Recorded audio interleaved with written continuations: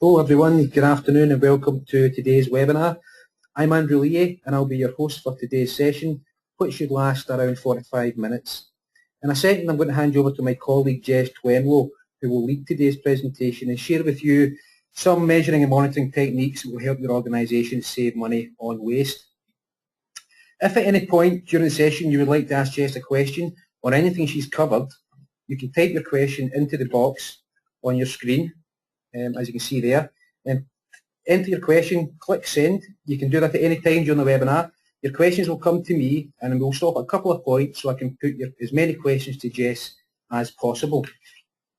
If you enjoy tweeting, you can also tweet your question to me at ResourceScott2.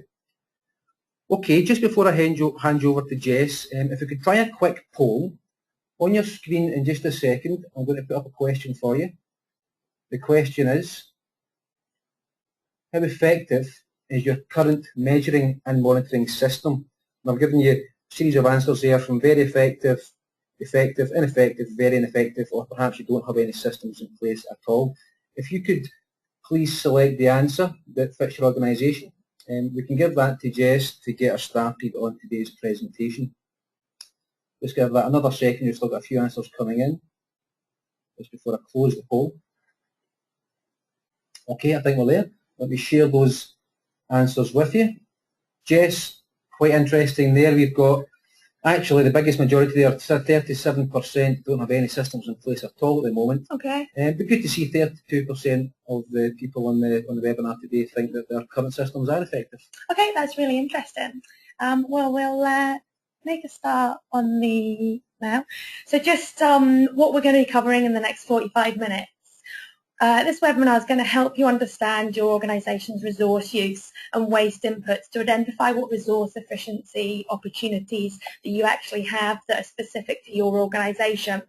We're going to look at the 6-step process for a successful measuring and monitoring program, looking at how you can identify your data needs, how you can collect and analyse your data, and how you can actually visualise that data, before finishing off at looking at our Resource Efficient Scotland's free resources and how we can support your measuring and monitoring program. So let's start off with the 6-stage process. Basically, a measuring and monitoring program can be split into 6 steps. Step 1, identify your data needs. Step 2, review your data availability. Step 3, collect your data. Step 4, setting a baseline. Step 5, interpreting your data. And then finally, step 6, establishing your aims and objectives. So we're going to be running through these throughout this webinar. To help you with your measuring and monitoring program, we've created a measuring and monitoring spreadsheet, which is specifically designed for you to input your own resource use and waste data, so you can keep all your data in one place, so you and others can easily refer back to it. Now, it's great. It automatically inputs a lot of data, and it automatically creates graphs, a variety of graphs for your data, so you can understand what your data actually means in practice. Now, I'll refer to this throughout the webinar just so you can understand how you use it and what value it can actually be for you. The spreadsheet can be downloaded from our website, and the web address is just up now. So let's start looking at step 1, identify your data needs. The first step is to understand what your drivers actually are, so you know what data you need to collect and how you're actually going to do that. Some common reasons why organisations monitor resource use and waste include some of those that are up on screen right now. So everything from ensuring legal compliance, so most recently this might be working towards compliance with the Waste Scotland regulations, to perhaps meeting stakeholder and customer expectations. Perhaps you're looking at identifying cost savings, or perhaps looking at identifying inefficiencies in some of your processes. Maybe you just want to identify opportunities for improvement and how you can set objectives and targets, all the way through to quantifying the success of any resource efficiency actions that you're actually carrying out. I think once you understand these drivers, you can have a better idea of the sort of data that you need to collect. Okay, Andrew, I think we're going to take another quick poll now. Okay, yes, indeed. I've just put another whole question up on the screen for you now. Looking at drivers and thinking about your biggest driver to reduce waste. What would you say in your organisation, or for you personally, what is your biggest driver to reduce waste? Is it cost savings, profits, customer expectations, legislation, environmental concerns, or perhaps competitive advantage? If you pick the biggest driver, or your biggest driver, that would be great. We'll just give you again a second just to look at the answers coming in. I think we're there now. Let me share the results with you. Okay, 38% cost savings and profits, I think, as to be expected. Environmental concerns there at 33%, Jess. Okay, yeah, really interesting. Okay, now we'll move on to step 2. Just wait for the screen to come on. Okay, so step 2. Now the second step is about how to review your data availability. You need to think about the information that already exists within your organisation, where it's kept, who you're going to ask for it, what format it is in, and how often it's collected or received. It's likely that you already collect a lot of this information and data. For example, you might have production or sales figures, there might be stock taking information, maybe waste invoices, recycling invoices, and maybe duty of care documentation. Now this table up on screen provides an indication of some of the most common sources of information.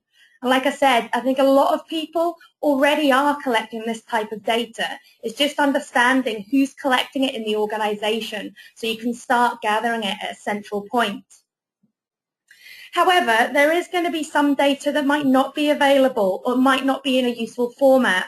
And there is a range of techniques that you can be used to provide you with some clarity on your resource use. Some data can be collected and some may have to be estimated.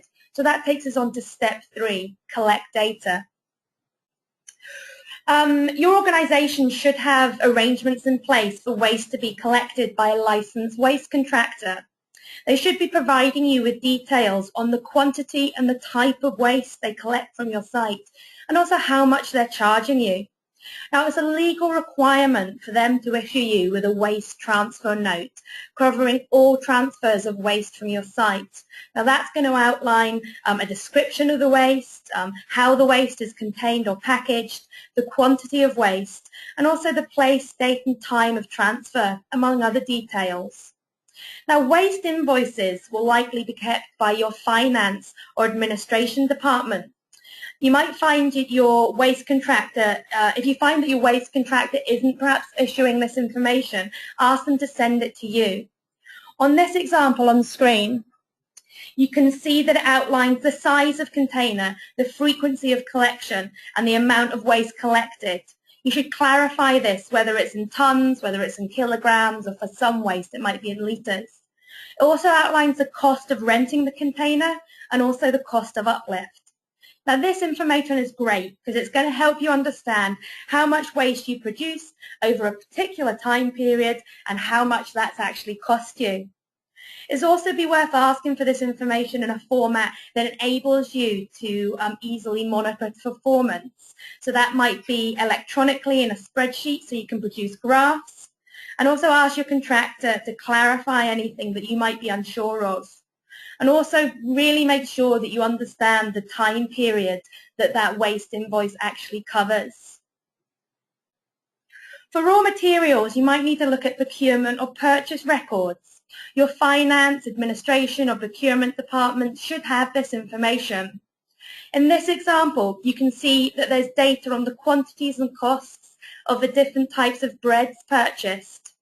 When reviewing, really important again that you note the period of information. Does it show each delivery of supplies, or is it the total amount over 1 month or even 1 year? If it's the latter, it's not going to show short-term fluctuations in consumption, which are really useful in identifying improvement opportunities. This information will help you understand the whole cost of waste more visible rather than just the uplift costs. Remember that with any raw materials that are being wasted, it's not just the items themselves that are going to waste, but it's also the purchasing them in the first place that's going to be wasted as well. Now, particularly with food waste, bin uplifts can be a very small proportion of the true waste cost, with procurement, handling, preparation costs really forming the bulk of the costs. Now WRAP, the Waste and Resources Action Programme, they carried out some research last year looking at the true cost of food waste to organisations, and that included looking at the handling costs, sort of the energy and the water associated with cooking that food, the purchasing costs, and also the waste disposal costs. And they found that the true cost of food waste was actually £2,800 per tonne. Really is staggering. So I think that really does highlight the importance of particularly monitoring your food waste. You might also want to consider direct measurements if you don't have invoice type information or if there's information that's missing. Direct measurements is really measurements of raw materials that can help fill in the gaps. This might include weighing small containers of material using scales, maybe counting the number of doses of a known volume of material or count the number of bags or drum loads. You can decant material from larger containers using a container of a known volume, or you can also fit electronic level meters or even load cells to measure how much material is actually used. Waste composition analysis is a really valuable tool to highlight what your general waste is made up of, so you can then identify ways to prevent, to reuse or recycle certain high volume or high value wastes. Now the steps on screen are the basic steps to carrying out a waste composition analysis. So you've got stage 1. That's where you need to determine how many bins you have on site and what types of waste they're for. So whether that's your recyclables, whether that's your residual waste, or whether that might even be food waste. Step 2, you then need to know how often these bins are uplifted and how full they are on uplift. Step 3, you need to look to determine the contents of the bins and then estimate fill rates. The most accurate way to determine the contents of bins is just to empty the bin and then wearing PPE and taking appropriate safety precautions to split the contents into the different waste streams within it. You can then weigh each proportion using scales or luggage scales. However, that might not be possible or it might not be practical for some people. So a less accurate method is to carry out a visual check of your bins or a sample of your bins if there's too many, making sure the sample is going to be representative of the whole site, so it's not skewed towards particular waste types that only occur in specific areas. Just look inside your bins and try and estimate the proportion of bin volume of each type of waste accounts for. Some wastes might be stacked or sort of compacted quite tightly, so try to unstack or uncompact those materials to estimate their volumes. So once you've done that, you can move on to stage 4, where you can use established conversion factors to convert that volume to a weight. Now the monitoring and measuring spreadsheet has a worksheet that is going to help you do that. I'll talk through it later, but it basically, depending on the material that you select and the bin type that you select, it will automatically populate the bin volume and the conversion factor to make it as easy as possible to try and understand what the weights are of those materials. CEPA have also got a really great guidance that can be downloaded from their website that's really looking at the types of waste containers and the volumes of those waste containers to help you understand what you actually have on site. And if you want to download this guidance, the address is just up on screen now. So let's look at conversion factors that I talked about earlier. How do conversion factors actually work? So I'm going to run through a worked example. In this example, a company has 2 240-litre wheeled bins uplifted by their waste management contractor every week. Now the conversion factors convert cubic meters to tonnes. So you need to convert the volume in litres to cubic meters. So 240 litres is 0.24 cubic meters. The bins are also only 60% full on uplift on average. The company basically emptied out those general waste bins to understand what materials were within them. So they looked at the different categories of paper, cardboard, food, plastic cups and paper towels, as you can see on screen now. Now the paper was estimated to be 30% of the total volume of waste. And they wanted to estimate the total weight of paper disposed of over the course of a year. So how do you actually do that using the information that you gathered? First, you need to calculate the weekly weight in tonnes. So take the bin volume, so that was 0.24 cubic meters, and times it by 2, because you've got 2 bins. Then you multiply it by the fill rate, so they were 60% full, so that's 0.6. Then you multiply it by the percentage of paper waste in that bin. There was 30% paper waste, so that's 0.3. Then you multiply it by the conversion factor for paper waste. Now that's 0.294. That might sound quite complicated, but as I said, there's all the conversion rates in the measuring and monitoring spreadsheet that we've developed. So you'd multiply all those together and that gives you 0.0254 tonnes per week. Then you can scale it up to get your annual rate. So it's 0.0254 tonnes per week times 52. So that gives you 1.32 tonnes per year. Now, bear that in mind, that's multiplied up by 52 weeks. Your organisation may not operate for 52 weeks of the year. You might have a Christmas shutdown, or you might be shut down over Easter. So that's something important to bear in mind. As I said, that is quite complicated when you're working it out. So we have developed the measuring and monitoring spreadsheet to actually help you with conversion factors. So basically, you can input the type of material you've got and also the bin type that you've got. And then that will automatically self-populate the bin volume and the conversion factor. You then just need to input the percentage fill rate of the total bin and the percentage of each material and the uplift per year. And then that will work out the weight over the year. So for instance, in this case, it's worked out at 0.66 tonnes. Now we had 2 bins in the earlier example, so if we multiply that by 2, we get 1.32 tonnes. That was the same answer that we had in the previous slides. Okay, so that's looked sort of very briefly at conversion factors. That was an example of estimating waste data when you don't have accurate information. However, by scaling up a sample of 1 week to represent 52 weeks, you are assuming that the same types and same amounts of waste are produced every week, and that's likely to not be the case. So when you are going to scale up a sample, try to make sure that it is as representative as possible. So collect data perhaps over a whole production cycle or a quarter, and take as many samples as possible, sort of from different points throughout the year. The larger the initial sample size, the more accurate the results will be. This is important if you're going to be using the data to build a business case for investment of time or money for your resource efficiency actions. You need to make sure that it's based on credible information.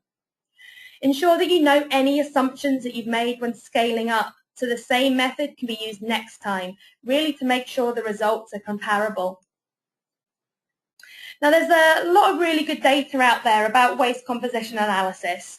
When you have your data on your residual waste, a really valuable way to display this is in a pie chart like up on screen at the moment.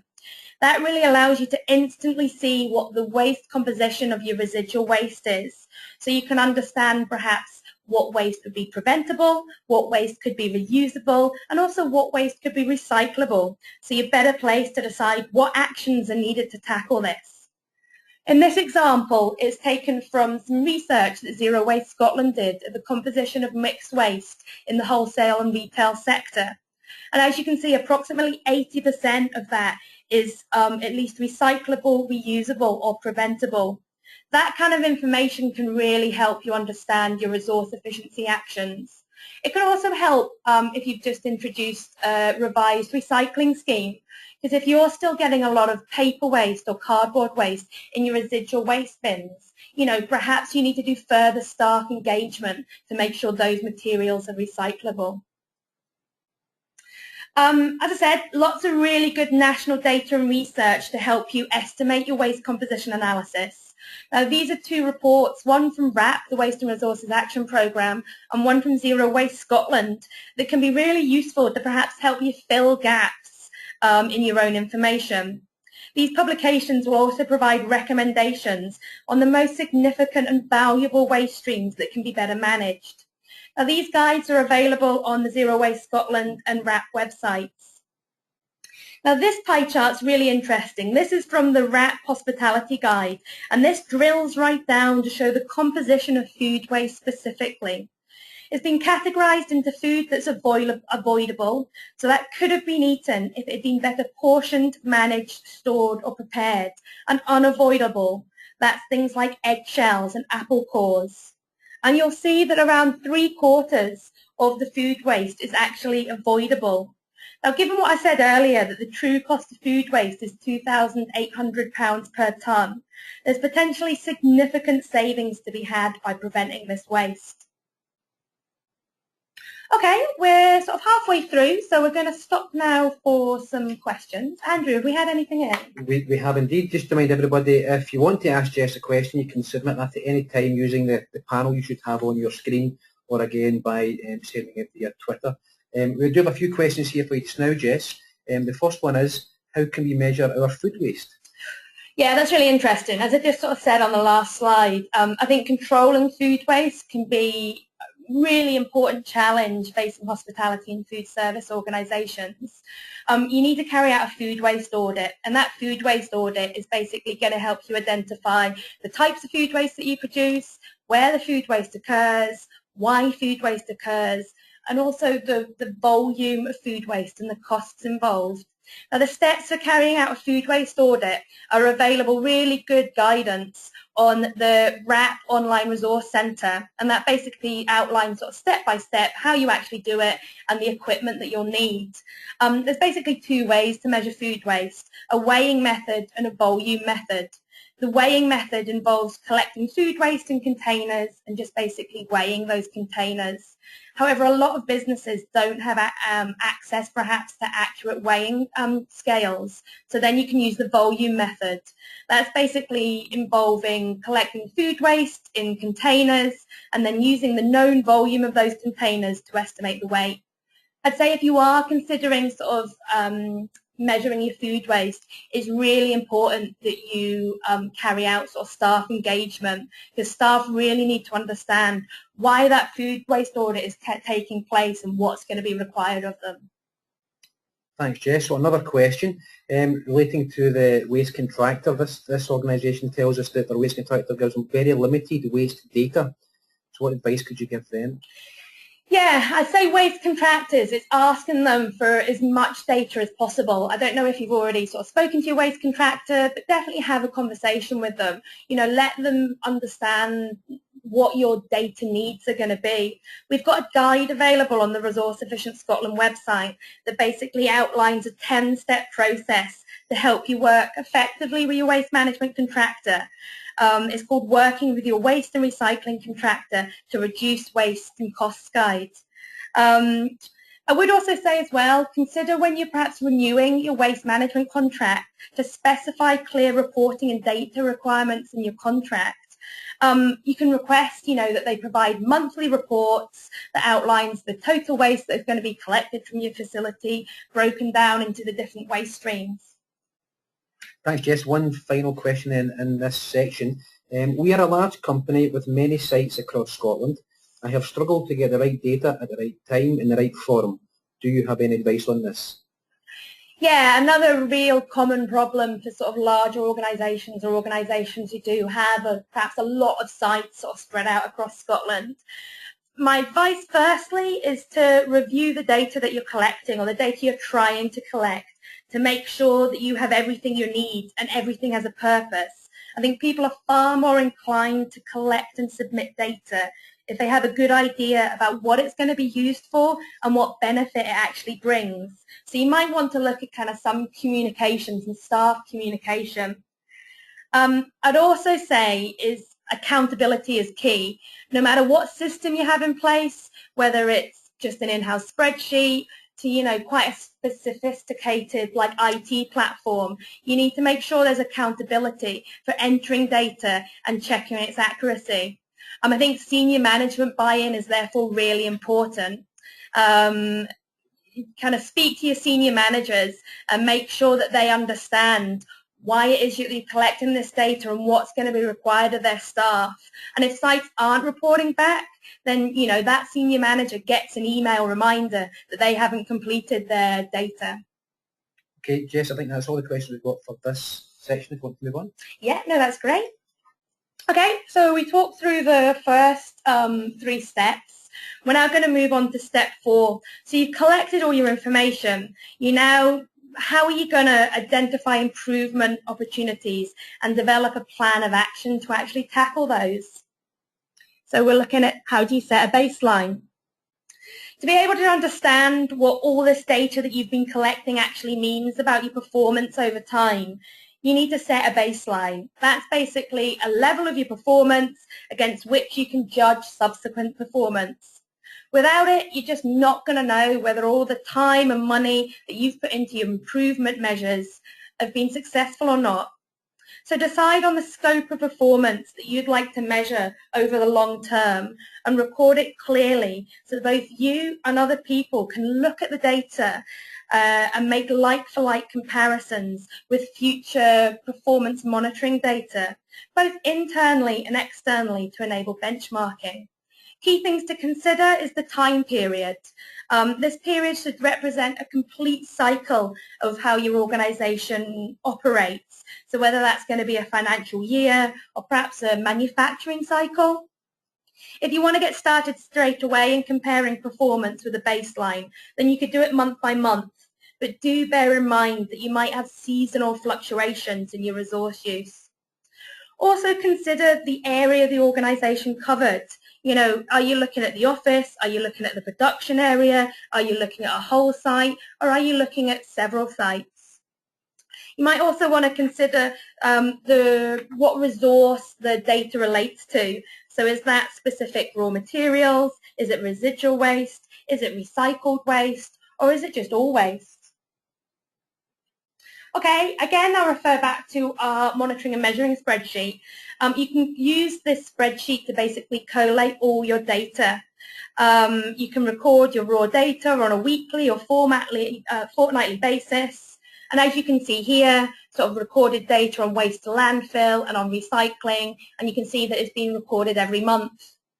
However, at the moment, that just looks like a lot of meaningless data, and it's difficult to really understand how that data fluctuates over time. So how do we visualize this data? So we move on to step 5. I think visualizing performance data in graphs and charts really does make it easier to interpret and understand what it means about your performance.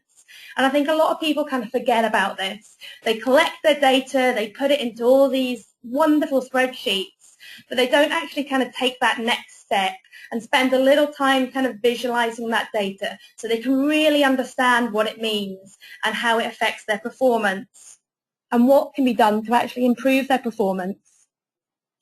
So it's basically using graphs. Now, different types of graphs and charts are best suited to different types of data. So you've got line graphs here. Now, they're best suited to data which is continuous. So whether that's consumption data, such as raw materials. You've then got bar charts or column charts. Now, they're really good for discrete data. So data that stops and starts. So whether that's the quantity of waste, or whether that's recycling that's collected by your waste management contractor.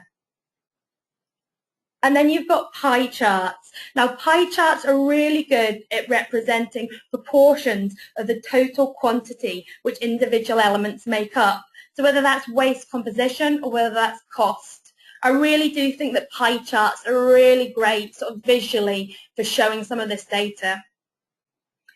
Now again, you can use a measuring and monitoring spreadsheet to easily produce a wide variety of graphs from your data.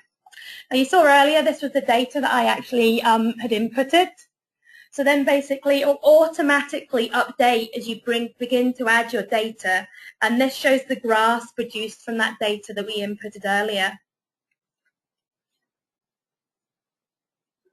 Okay, as you continue to collect ongoing monitoring data, you can plot this alongside your baseline data on the same graph so you can compare performance.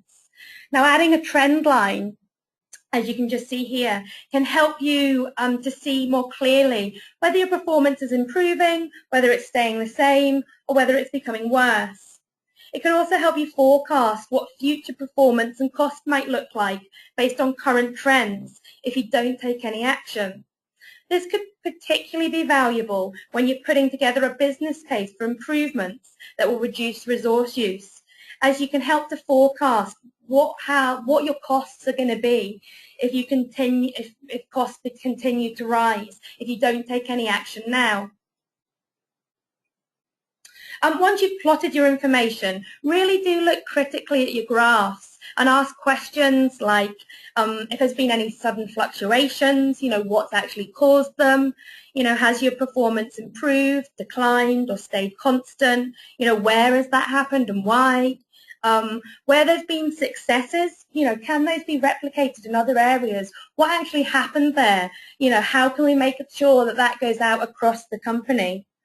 Could changes in the business have affected resource use? Did your production increase? Did you have any redundancies, or did you have a change of contractor? And could other factors have impacted on your performance? So that might have been changing customer demands. You can annotate your graphs to show any of these influences and show where it might have affected your consumption. So it's clear to anyone who might be looking at your resource data what has actually happened. I think if you're still unclear about what the information is showing, it could be useful to increase the frequency of your monitoring, just so you get greater clarity. Increase the frequency over a month or a couple of months, really, so you can start to understand what's actually going on. Next, it can be useful to link your information with a measure of productivity for your organization, as this highlights how resource use has changed, has perhaps varied with changing operational considerations. Some examples of productivity metrics, so whether that's per day, per week, or per month, might include employee numbers, your monthly turnover, the number of employee days worked, or the number of bed nights if you have a hotel. Now this graph highlights that during April there was a period of increased production, but waste remained constant. So what made the process more efficient during that period? What can we do to make sure that's achieved at all times? Now this bar chart shows the total amount of waste produced each month per staff member in the office per day. That was basically measured by a sign-in system. It takes into account that some months are shorter or longer, and that not all staff will be in the office at all times. Both of these factors will influence how much waste is produced. So you've got in June, there's less waste produced. What could have caused this? Was there maybe a waste awareness campaign that week? And then you've got in August and September, there's more waste was produced. You might have already accounted for more staff on holiday then, so it seems strange that waste has increased. So what caused that? Was there an office clear out? So those kind of things need to be investigated. Next, you want to think about key performance indicators. Now, key performance indicators, they basically do what they say. They're key indicators against which you can monitor your performance. Establishing a set of KPIs for resource use that can be measured across different sites or different departments or even different processes will enable you to easily compare these different areas or even benchmark your performance with that of other organizations in your sector. Benchmarking basically allows you to identify where performance is lower or higher than the normal and to investigate what factors are causing this. So you can replicate success, or you can perhaps deal with anything and have corrective actions. Some great examples of KPIs are on screen now. So the tons of waste per month, the tons of recycling per month, all the way through even to the number of reams of paper used per staff day, or the weight of waste sent to landfill per staff day. Now again, monitoring and measuring spreadsheet will automatically update a worksheet depending on the data that you've added. And you can add additional columns if you want to create additional KPIs. So you can see here the KPIs that were created were the tons of general waste per month, tons of recycling per month, and the percentage of waste recycled. On that spreadsheet, there is an example of a whole range of KPIs you might want to consider for your raw materials and waste. So finally, let's move on to step 6, establishing aims and objectives. It's important that you and anyone else in your organisation understands what you're wanting to achieve. This gives you a clear direction of travel and will help to ensure that any actions you implement will target the areas that will give you the biggest savings. These aims and objectives will need to be agreed with senior management. They need to be recorded in writing and communicated to everyone so that all staff are clear on what the organisation is working towards. It also demonstrates that senior management are committed towards achieving this aim, and all your efforts to help achieve it is going to be positively received. With aims and objectives established, you can then start to identify individual actions that will help you achieve your objectives, which in turn will help you achieve your overall aim. So just let's look at really quickly about what is an aim and what is an objective. Now an aim is basically a broad statement which outlines your organisation's ongoing goal in resource efficiency. This is likely to be similar for different organisations and could be something along the lines of what's on screen at the moment. So realise cost savings through reducing consumption of raw materials and producing less waste. Most organisations, I think, are driven to do more with less, especially these days, either to increase profits or stay within budget constraints. So reducing the cost of resource use is likely to be a common aim. But depending on who your customers and stakeholders are and what their demands are, you may also have environmental or social drivers. Next, looking about what's an objective. You might have a number of objectives which underpin your overall aim. These are specific goals which, if you manage to achieve them, will fulfill your overall aim. These will vary much more widely for different organisations as they're going to be quite specific to your individual operations, perhaps in terms of your resource use element or the percentage change or even the time elements. Now objectives, they do need to be ambitious and they do need to be aspirational so that they encourage continual improvements, but they also need to be achievable. Because I think people can really become demoralised if they've got objectives that are just never going to be met. Now there are a number of elements that make up a good objective, and these elements are SMART. So when you're sort of considering what your objectives are going to be, you need to make sure they're SMART. So they need to be specific. You need to be clear about the scope that's covered. So what site or department or what resource. You need to make sure that they're measurable. It's going to be possible to measure performance towards that objective, whether that's through gathering data using the methods that we outlined earlier, and the unit of measurement is clear. So whether that's pounds, whether that's tons, and there's also a baseline to compare against. They should be achievable.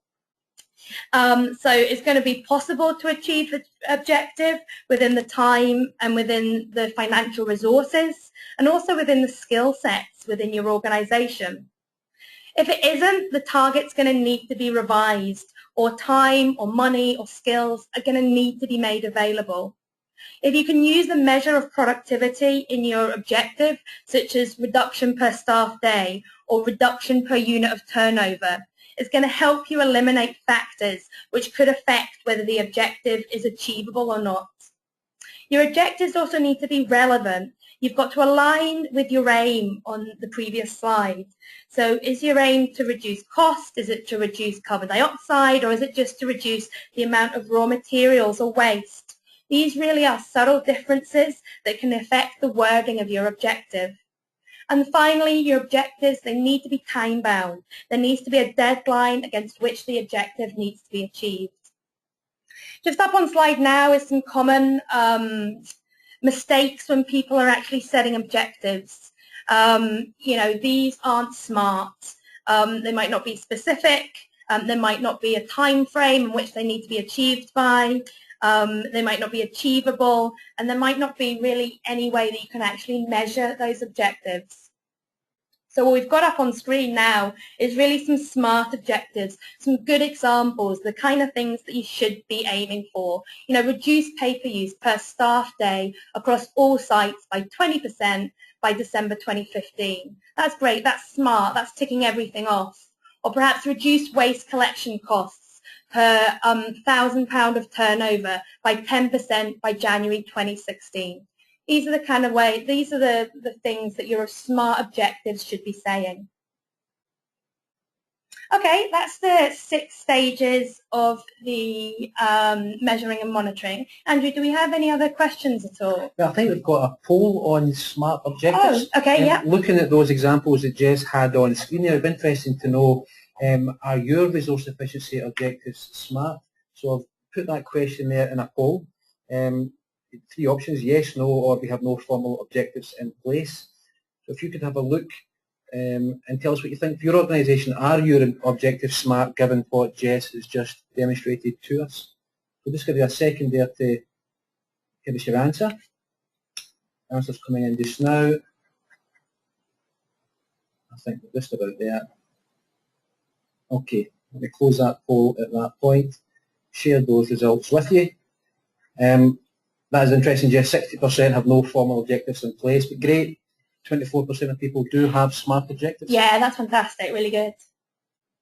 Okay, back to the slides. Questions, yes. We do have a couple of questions. The first one here, we are currently looking at improving our staff engagement programme. How can we measure behaviour change? Yeah, that's really interesting. I think measuring behavioural change, it is really difficult. I think first you really need to understand your staff engagement campaign. You need to plan your campaign and have good campaign targets. When we talked about smart objectives just in the last slide, you also need to have smart objectives for any sort of staff engagement campaign that you're actually going to do. Just having good targets for your staff engagement, as I've said, it means that monitoring and evaluating is going to be much easier, and you're going to be able to understand whether your campaign is succeeding. So when you are setting your objectives, it's really important, even with staff engagement, to think about how they're going to be monitored, how they're going to be evaluated, how often the monitoring is going to take place, and who's going to do it. So I think specifically with behavioural change, if you're having a sort of staff engagement campaign, you've got to set that baseline maybe 1 to 3 months before you do any of your communications. Then when you do have your communications, you should be monitoring your activities and the impact of those activities. And then you need to assess the results of the campaign. So that's really post-campaign monitoring, maybe sort of 1 to 2 months after you had your engagement. So you may want to consider monitoring levels of staff awareness, perhaps their attitudes to issues, their response to a campaign, or even their stated behaviours. That can be done through a staff survey. I think you say staff survey and people think that it has to be really complex. It doesn't have to be that at all. Questionnaires can be as short or as long as you like, but it doesn't have to be anything that takes more than 5 minutes to complete, whether that's by email or whether that's someone just going round for a couple of hours, speaking to staff in specific areas and trying to understand what their attitudes are. Also important, as we talked about when you were measuring your data, measure that baseline resource consumption information before the campaign and after the campaign, because then you can really see what impact that it's had. Okay, thanks, Jess. We'll wait for some more questions to come in. I think there's a few slides here on the further support that's available. Yeah. Do you want to take the... Yeah, no, that's absolutely fine. Yeah, we wanted to know that measuring and monitoring and setting up a program can be really difficult. So there is free advice and support to actually help you with that. We provide one-to-one support, really trying to help you cut your energy, water, waste and raw material costs. In return for your commitment to making savings, we can help you develop a business case and identify savings potential of resource efficiency measures. So you're really able to gain buy-in and budget from senior management. There's also a great resource that you can access on our website called the Savings Finder. The Savings Finder is basically an online do-it-yourself resource efficiency audit, and it's tailored to help you identify priority actions that you should focus on. You know, it's a quick way of getting a bespoke action plan to kickstart your resource efficiency initiatives and really help you start realizing resource efficiency savings. So I'd really recommend people go on our website and have a look at that tool. We've also got our Green Champions training course. It's a free online training for your environmental team. So whether that's colleagues who are responsible for managing resource use, it's really bite-sized chunks of knowledge that are ideal for lunchtime learning and really are designed for you to dip in and out of. Great things about this, it enhances your CV for free and gives you the knowledge to be able to realize savings through effectively managing resource use. There's also a specific 15-minute module on the Green Champions training about sort of measuring and monitoring and some of the techniques that I've talked about today, but also how you can start to develop a measuring and monitoring program. So again, if you go on our website, you can register for that free resource today. Right, okay, well you've done that, Jess. A couple of questions have come in. We don't have the time or resources to set up a measuring and monitoring program. What simple things can we do? Yeah, what I'd say is you can start. I talked earlier about your waste bills, your waste invoices. You know, that's something that you will have, so review those bills. So they can vary quite greatly in the detail provided. I think some contractors will only give you the number of uplifts, while others might give you a breakdown of weight and composition. But these bills really are key to understanding your performance. So review those waste and recycling invoices, maybe even going back as far as 12 to 24 months to determine the levels of waste being generated throughout the year. And I talked about our measuring and monitoring spreadsheet earlier on. You know, input that data into the measuring and monitoring spreadsheet because that's going to give you, you know, the total waste you produced and how much you're recycling. And then you can start to understand how your organisation is performing. Great, and I think one final question we have at the moment, Jess, and a good one to finish with, how can we benchmark our performance? Yeah, I think benchmarking can be both external and internal. I think external benchmarking can be really challenging. There are a few clearly defined sources for industrial benchmarks, and businesses quite often aren't that keen to share that information. Where they are used, always check that they're current, check the type of business that they actually came from, and also check any assumptions from that benchmarking. Quite often, if you speak to your trade body or your trade association, they can quite often give sort of external benchmarking that might be relevant for your organisation. Internal benchmarking is a little bit easier to do. So that's basically you're comparing different parts of your organisation with each other. So whether that's production lines or whether that's just by time periods. Again, our monitoring and measuring spreadsheet will help you carry out that kind of internal benchmarking and help you identify sort of where best practice is actually occurring. Okay, that's all the questions we have right now, Jess, and I think that just about concludes today's webinar. If I could just thank Jess for her time. Jess, that was great. Lots of fantastic advice there once again. Thank you very much. And also thank you all for joining and taking part in today's session. I'll share Jess's slides with you shortly, and I'll also send a link to the spreadsheet that Jess has been demonstrating today. Just to remind you, we have lots more free training workshops and webinars coming up. To find out where and when, please get in touch or take a look at our website. I hope you'll be able to join us. Until then, thanks again for joining today and see you soon.